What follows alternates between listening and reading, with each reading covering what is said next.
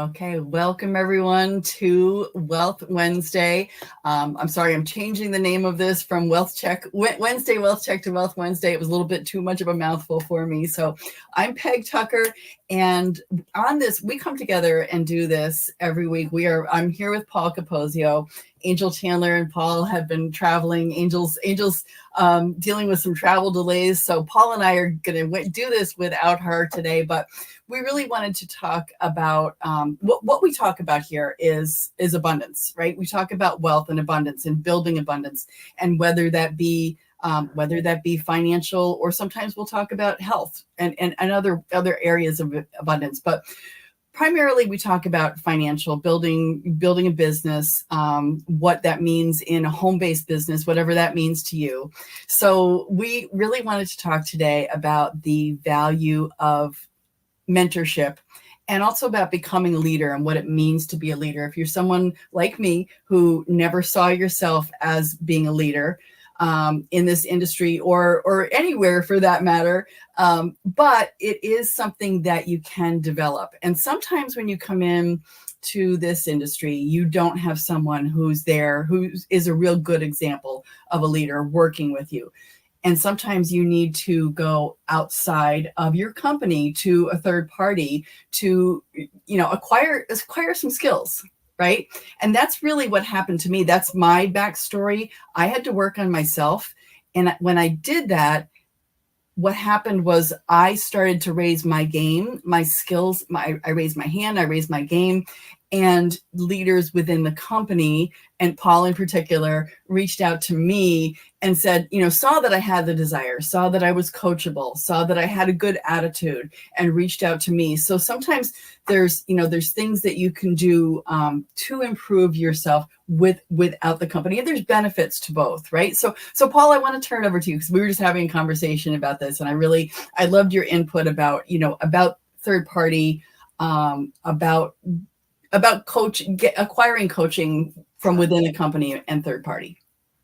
Sure. And let me make one more comment, because you gave our particular story of how we really started working together and the identification of that. And I think one of the challenges a lot of people have in this business is they don't feel seen or they don't feel heard, right? And when we don't feel seen or we don't feel heard, we got to look internally first to say, well, am I putting myself in a position, or am I sending out the messages of leadership? Am I sending out the signals that, hey, I'm worth your time? Because look, a business is a business is a business. If you go to a third party mentor, and this is one of the positives and negatives of a third party, if you're willing to write a check, you'll get somebody's attention.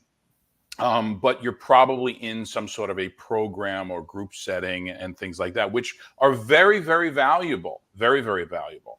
So one of the negatives of working with an internal leader is you have to let that leader know, or become visible to that leader, that the time and effort they're going to invest in you is really going to be rewarding for both of them. And there's another advantage to that, because with a third party, where you're paying for coaching, and I'm not saying this is not a good idea, because I've paid for coaching, okay, and mentorship. I've also gotten it for free, and we'll talk about that. But in one respect, you're paying for someone to mentor you. On the other respect of getting your mentorship or leadership from inside your company, the financial incentive now is on that leader to improve your skills, because the only way that's going to improve their financial condition is your skill set becoming improved. So I think there's a little bit different financial dynamic. And let's face it, people are money motivated, right? So either you're money motivated to write the check in advance to be mentored by someone, and the results are less consequential to that mentor because they've already been paid for that service, and they're going to give you that some, maybe it depends on what you pay and how much you pay, because they'll get in, I paid for direct coaching, one-on-one coaching. So it's very tailored to you. But if I didn't take that and work with it, or try to make it fit into my system, my organization, my people, my team, it would have been just money poorly spent. Whereas getting the attention of a leader who is financially incentivized by making you better. And one of the things I think we need to talk about in network marketing and direct sales and in car sales and anything is that if you're in some sort of a business with a residual income model, the residual income doesn't come by you recruiting a ton of people and putting them in. What it comes from is having a select group of leaders that you mentor and make successful. Because then if I help someone become successful in my organization and their check grows, I don't have to worry about loyalty as much. I don't have to worry about being the guy from Jersey as much. It's amazing how much people will tolerate my accent and maybe my coarseness, right, being from New Jersey, when they're making a lot of money. And when people aren't making any money at all and they have a little bit of a victim mentality, all of a sudden my accent becomes, a problem. And I'm using myself as an example, but I think you get the picture, right? I think the picture is, when you're doing well, everybody loves you. When you're helping other people do well, they love you even more. Go ahead, Peg. Oh, that leads right into, I loved everything you said, Paul, and having a select group of leaders really is key, because you want those people who have the desire, right? You don't want to try to make a leader out of everyone on your team. I wanted to share a quote really quick. You're going to want to take a screenshot of this. I think Angel had this up today, and it really hit home with me. When you find somebody who's willing to tell you the truth, even when you don't want to hear it, keep them close. They want to see you win. Take a screenshot of that and remember it, because that really is what a true leader is. And like you were talking about, Paul, having that one-on-one coaching is so, that's tremendously valuable, but you can get that within your company. You can, and especially if you're just getting started, because it's very expensive. You know what I mean? It's very, very expensive, depending on what level you're operating at. So go find, I would rather see you spend money on other things than like going to an event or getting the new product or something, or that's gonna give you more knowledge to build your business, than spending it on a coach that's maybe too good for you at that point. So sometimes you have to change coaches, change mentors based on where you are in your own personal life. And that's a tough thing to do, because everybody wants the best doctor, everybody wants the best dentist, everybody wants the best. But this is a little different, because you may be paying for things that you don't need yet, like how to manage a team of 90,000 and you haven't even recruited your first person. So someone who's an expert or a mentor at helping someone that's operating at that level may be too much, or you may not understand a lot of the coaching until 5 years later. And you're like, oh my God, that's what they were talking about 5 or 7 years ago. But you spent thousands doing that. And you could do this literally for free or for, a few bucks if you do it smart. Yeah. And I know a lot of the third party coaching, the better, really reputable people do that. They'll have a category for where are you, even if it's not one-on-one coaching, it's where are you in your business, so that it is catered to you. And I think it's really important for us to say too, you want to be careful. There are a lot of people that are offering paid coaching programs who haven't created the success themselves. And I see you smiling. I'll turn it over to you on that. So, there's so many gurus and so many people, and they took, I'm a life coach, and I took a life coach course. And you don't take a course to be a life coach. You take a course to learn how to build a life coaching course. You take a course to learn how to build for life coaching. That's real. I think experience is the best teacher. And I don't want someone who has not had failure. I'd rather see you have 2 big successes and 8 failures, because the knowledge and the experience and the growth and how to overcome things comes from the failures. So, if you're talking to a coach or a mentor, and every story they say, oh my God, I went to the casino, I put $1 down and I won $100,000. I went fishing, I put my pole in the water with no worm and I got this huge fish. Like if every single story is a success story, be careful. That's a red flag, right? Because what I need to learn from is, I'm going through this crisis right now, or I'm trying to build in this foreign country right now, and I'm having a little bit of lack of success finding a leader or what. And I'm trying to give you some of my examples, and it may be either too Simple for some leaders who are watching this call, and it may be too advanced for other people who are watching it. But if I'm going to say, well, I need to know how do I handle inventory control in the Philippines or something like that, right? I need the guy to say to me, I love his opening line, or her opening line to me would be like, oh my God, let me tell you how I lost $50,000 putting, inventory into the Philippines or Sri Lanka or wherever. That's what I need to hear, right? If I hear, well, Google DHL and they'll help you ship, that's not experience. Okay. Experience is, let me tell you how I got screwed so you don't get screwed that way. And that's truly what you're looking for. You're looking for the horror stories, because in there is the education. Yeah, I totally get that. And it goes back to the cliche, people don't care about your success until they've seen your journey or your struggles, right? And I think, that it's not only about making it relatable, but it's them having been in the trenches, having been through it, because that's where you learn. Sure. It's the story of the hero's journey, right? Every great movie, Rocky, right? Do you remember the montage when he's exercising and he's out of breath, and then all of a sudden he's at the top of the stairs and he's doing that, right? Everybody needs that. And that's what creates the grit. That really creates the grit.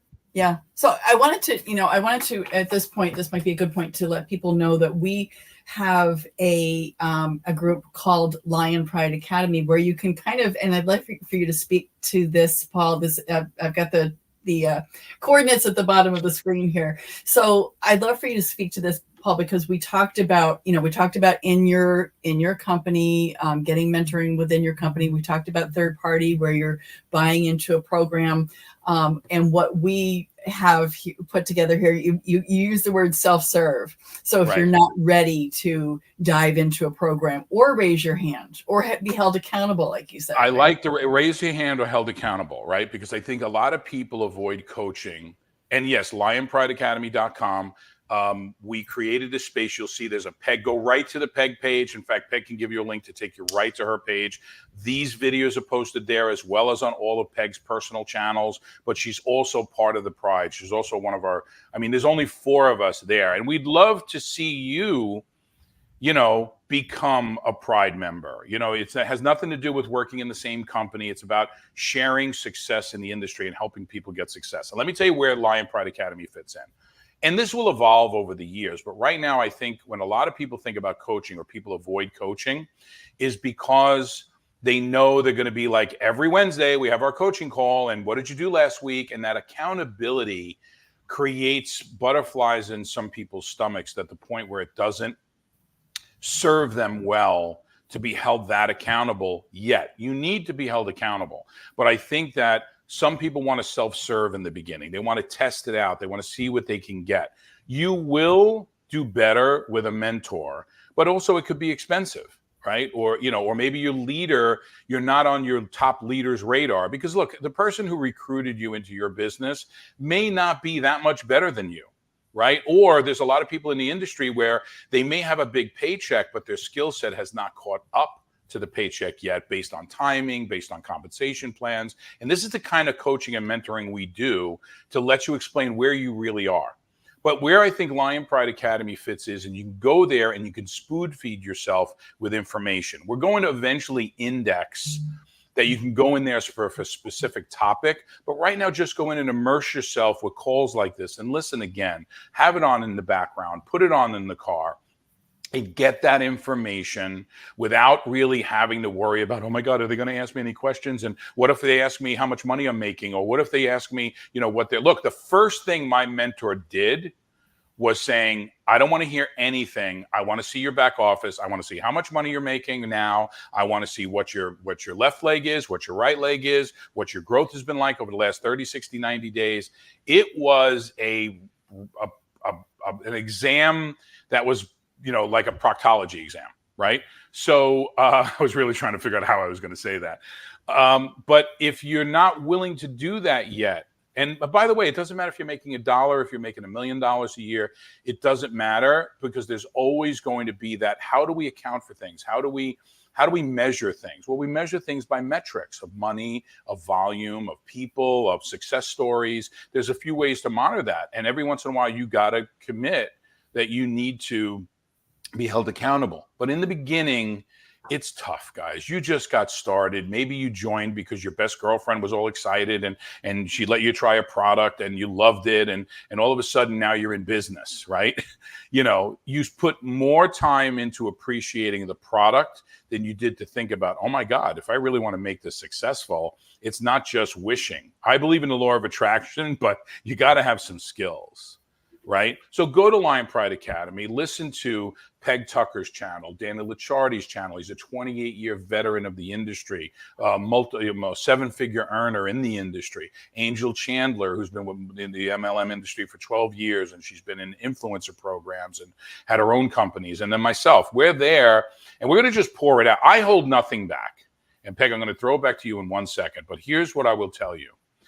If you're still wrapping your head around this mystery of home-based business and why someone's making $1 million and you can't get your first person, there's got to be some secret.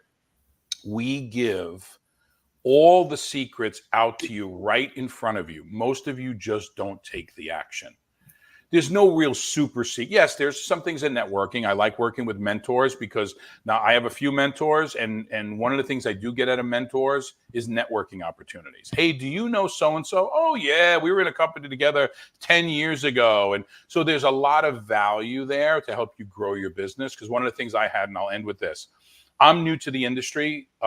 This is my first company that I'm still with and I signed up with. So I didn't have a lot of that history. Oh, do you remember so-and-so for 20 years ago that started this company and then he moved to that company? And my answer is no, never heard that. You never heard of so-and-so? I'm like, no, I never did. Right? That's a good thing and a bad thing because I don't have any bad habits. But on the other hand, I don't know all these people. So it slows your growth a little bit. Networking is networking. Back to you, Peg. Yeah. So good. So much good stuff. Paul, one of the things that you said about submersing yourself in it, and I do that all the time. And it's something Sure. I've always been very growth orientated. I've always really, wanted to grow, always to get better. And to the where mentorship comes into that is having someone encouraging you to see your potential and encouraging you to step into it. Right. And the quote that I put up that, even telling you the truth, even when you don't want to hear it, that is something that you want in a good friend. Right. And, Sure. if you've got something in your teeth, you want them to tell you about it. Right. So if you're doing something, if you're just going off track, or if you're not pushing yourself, or maybe if you're going down a rabbit hole, you want someone to tell you that. Right. And that's Right. one thing that you get within your company, too, is that person that's telling you that wants to see you win. They don't want you, they see you going off track, and it's something in it hurts them, bothers them, because they want you to win. I mean, Peg, let's look at our relationship. I know for a fact there's probably been 100 things that I've said that I had the right intention for. Maybe my delivery wasn't good, but the intention is look at what you've become and and I'm not saying, look, I take maybe 3% credit for your success, right? Because you take influence from so many different places. But leadership is not dictatorship. So if I'm coaching someone or talking to someone, I'll do it for the purpose, not only for that individual person, but for other people who are listening too, right? But that could sting a little bit sometimes, right? Because we all have egos, we all have sensitivities, we all have that. I'm not talking about you, Peg, I'm talking about everyone in general, right? But the key is that peeling back the scab and then letting it heal. Let me tell you what happens with that. There's a whole technique in the burn units of hospitals. And my cousin was a burn unit director, and they would have to scrub the scabs and the dead skin off of people. And it was the most painful, brutal, cruel thing you can do. But it was actually the best thing, because when you remove those layers of scab and dead skin and everything, I know this sounds a little gross, but hear through it. The scarring becomes less and less each time. What builds up scars are not removing the dead, not removing the scabbed, not removing the infected. So then these scars build up. If we remove that every once in a while, as painful as it may be, we're going to be left with so much less, or even to zero scarring.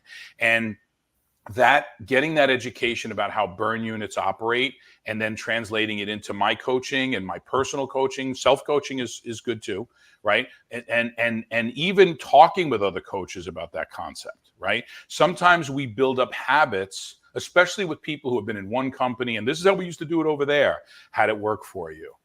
Why are you here now if that situation worked so well for you before, right? So, and I'm not saying that in a mean way, but a lot of people will look for a new company thinking it's a magic potion instead of looking internally and saying, and do I need to develop my skill sets further? And usually it's the skill set. Because I know a lot of people making a lot of money in a lot of companies that are very shaky and have really, really crazy products, right? That are not, I wouldn't consider necessarily effective. I'm just using that as an example that you can find success anywhere if you're a pro first. Then you add on a really good company. You add on our 5 pillars training, and you find that I'm not saying there's only one company that qualifies. There's multiple companies that qualify hitting these 5 points of the 5 pillars, and you need to learn that training if you're going to be in this business. And if you're switching companies, there's been a lot of change in the industry lately. Companies changing comp plans, going from direct sales to affiliate and all these different things, right? And I'm going to tell you this. If someone says to you, oh my God, yeah, the company's shut down, but I've already found my super duper deluxe place where I want to be, that's a lie. Because if your company did not change anything, you would have remained there, right? This was a lack of options. Mm-hmm. And sometimes when people tell me you could be excited about taking on a new journey, but you can't have the confidence in that. It's impossible because you don't have a relationship with corporate yet. You don't have a relationship with the products yet. You don't have product experiences. So this is the challenge I think most people make, is that they put more thought into buying their next car than they do in choosing a company, right? And then, I think that's so it's such a shame, because that's why you see people moving, because they get in there, didn't do the research, or didn't really have their eyes completely open. It was an emotional decision. And then all of a sudden, 6 months later, they're like, uh-oh, I didn't see that coming, or I didn't know that was that type of person, or I didn't know he had that problem in his past, or whatever it may be. And that's why sometimes it takes sense. And sometimes you'll see, like, people love to move in groups because of the fear and money. Oh, I'll move with you if you put me at the top now because I was at the bottom. And all of these machinations we do have nothing to do with how successful you're going to be, nor the person you're following, how successful they're going to be. It's completely irrelevant. Okay? And I love this, and I'm going to mention a competitor, but I love him, is John Melton, who's he's another top leader in another company. And he'll be like, I don't want to hear when you first move over and you brought over 50 people and you're doing great and you made your first 3,500. Talk to me in 2 years of if you're able to go through the ups and downs. And I respected that comment so much, because that's what I went through. I went through a meteoric rise and then a complete flat line with a dip, and now another meteoric rise, right? And that's the business. But if I switched companies, how would people feel about me? How would this company feel about me when they've done nothing wrong, right? So trying to find success is always looking inward. Yeah. Always looking inward once you've gotten the right foundation. Once you've built the right foundation of company and product and understanding and being in the right type of comp plan. I love when people say, oh my God, I'm going on and on, Peg. When people say, oh my God, I'll never do a binary. Oh my God, I'll never do a unilevel.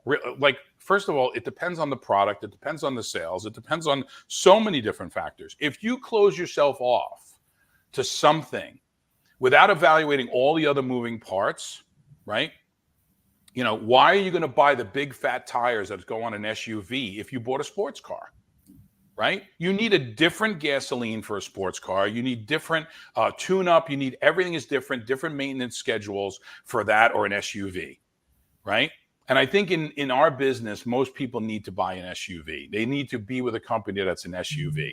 It's utility vehicle, right? Sports utility vehicle. You can do so much with it. You could go to dinner and not be ashamed about handing the keys to the valet, and you could go camping, right? That's really what we need to look for because there's so many variables. Okay, back to you, Peg.